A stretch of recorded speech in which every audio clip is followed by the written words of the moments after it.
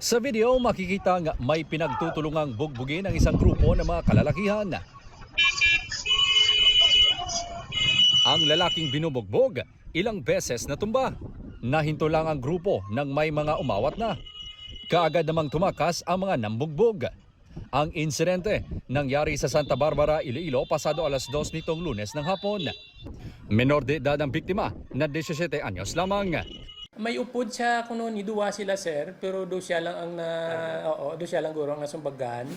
Sinikap ng news team na makuhanan ng panig ang biktima, ngunit hiniling ng ina nito na hindi na muna sila magpalabas ng pahayag. Pero ipinakita niya ang mga larawan ng gasgas na natamo ng anak dahil sa insidente. Isinailalim na ang biktima sa medical examination. Ayon sa pulisya, posibleng napagtripan lang ang biktima.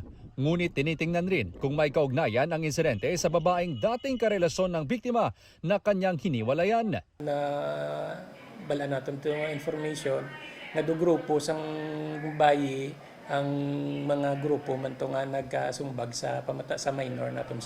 Hindi ito ang unang insidente ng gulo sa naturang lugar.